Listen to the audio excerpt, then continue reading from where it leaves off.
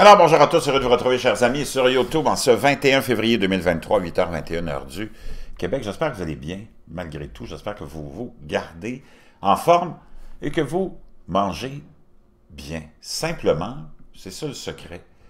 C'est pas d'acheter des aliments qui sont préparés pour nous. C'est pas non plus d'acheter des imitations de viande. C'est de manger un peu de tout, raisonnablement, mais naturellement et de façon simple. Ceci étant dit, 8h22, heure du Québec, on est mardi le 21 février 2023. Merci à ceux qui m'envoient des liens et des messages, c'est très apprécié. Il y en a un qui m'intéresse et que je veux vous partager à l'instant, et c'est l'histoire suivante. Ça vient de Science et Vie. Les journées sur Terre sont mystérieusement devenues plus longues, et les scientifiques ne savent pas encore pourquoi. C'était publié le 18 février 2023, donc il y a quelques jours à peine. Je pense que c'est Seb qui m'a envoyé ça. Merci à Seb. Des horloges atomiques associées à des mesures astronomiques précises ont récemment révélé que la durée d'un jour sur Terre s'allongeait soudainement. Ce phénomène a des répercussions critiques non seulement sur notre mesure du temps, mais aussi sur des éléments tels que les GPS et autres technologies qui régissent notre vie moderne. Donc, ça a un impact sur la technologie qu'on utilise. Au cours des dernières décennies, la rotation de la Terre autour de son axe, qui détermine la durée d'une journée, s'est accélérée. Cette tendance a raccourci nos journées. En fait, en juin 2022, nous avons atteint le record du jour le plus court depuis environ un demi-siècle. Et on nous dit que malgré ce record depuis 2020, cette accélération constante s'est curieusement transformée en ralentissement. Les jours rallongent à nouveau et la raison en demeure pour le moment inconnue.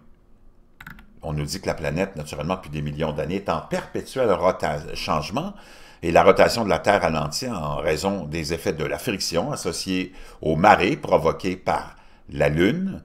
Ce processus ajoute environ 2,3 millisecondes à la longueur de chaque jour, à chaque siècle.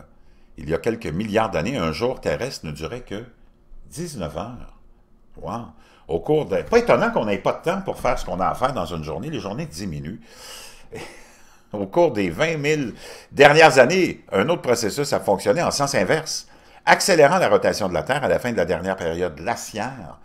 La fonte des calottes polaires a réduit la pression à la surface et le manteau terrestre a commencé à se déplacer régulièrement vers les pôles. De même qu'un danseur de ballet tourne plus vite lorsqu'il rapproche ses bras de son corps, l'axe autour duquel il tourne, la vitesse de rotation de notre planète augmente lorsque cette masse de manteau se rapproche de l'axe de la Terre.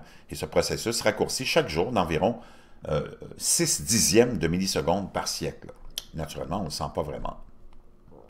Ce qui est important, c'est que ça a aussi un impact, toute cette histoire-là, sur le climat. Ça change aussi le climat, c'est ce qui fait qu'on se retrouve avec beaucoup de changements climatiques et des changements, des fois qu'on est incapable d'expliquer ou qu'on essaye d'expliquer, mais qui fait en sorte que tout ça, l'inclinaison de la Terre, la vitesse, j'imagine aussi l'axe de rotation de la Terre, ont des impacts sur beaucoup de choses.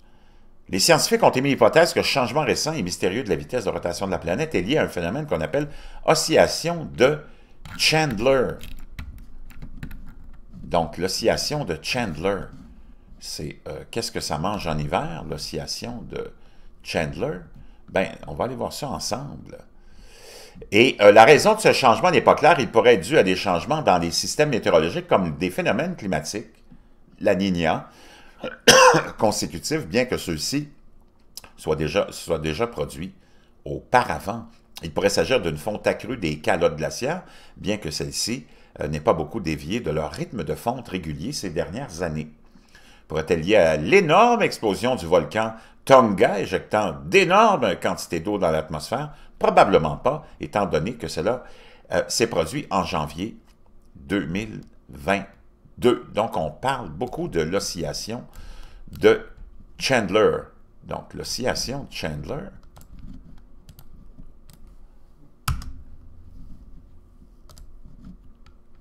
c'est la chose suivante. C'est la variation de l'attitude de Chandler, aussi on peut l'appeler comme ça, est une petite déviation de l'axe de rotation de la Terre par rapport à la Terre solide qui a été découverte par et nommée d'après l'astronome américain Seth Carlo Chandler en 1891. Cela équivaut à un changement d'environ 9 mètres au point où l'axe coupe la surface de la Terre et à une période de 433 jours. Cette oscillation, qui est une mutation astronomique, se combine avec une autre oscillation d'une période d'1 an, de sorte que le mouvement polaire total varie avec une période d'environ 7 ans. Donc, l'oscillation de Chandler est un exemple du type de mouvement qui peut se produire pour un objet en rotation libre qui n'est pas une sphère.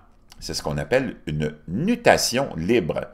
De manière quelque peu déroutante, la direction de l'axe de rotation de la Terre par rapport aux étoiles varie également avec différentes périodes et ces mouvements, causés par les forces de marée de la Lune et du Soleil, sont également appelés nutations, à l'exception des plus lentes qui sont des précessions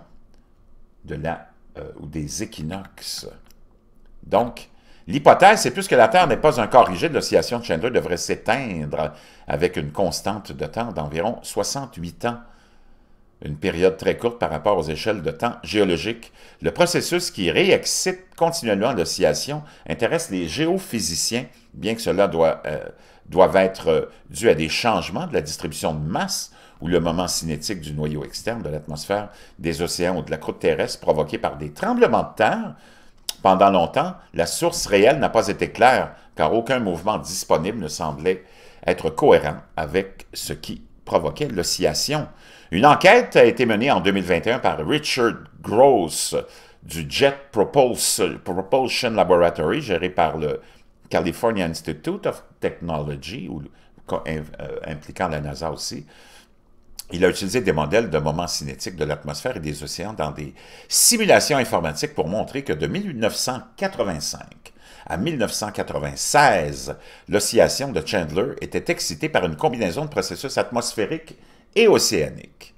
Le mécanisme d'excitation dominant étant les fluctuations de pression au fond de l'océan.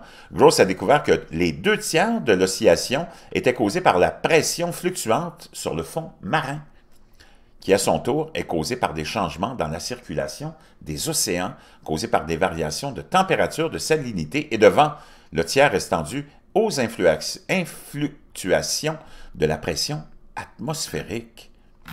Vraiment intéressant, mais ça semble être complexe, mais pas vraiment, mais ça fait en sorte qu'on se retrouve dans des changements constants, et c'est ça qui est difficile de suivre et d'essayer d'expliquer tous ces changements, entre autres climatiques. Je vous laisse ça dans la boîte de description. Très instructif. Merci à Seb, je pense.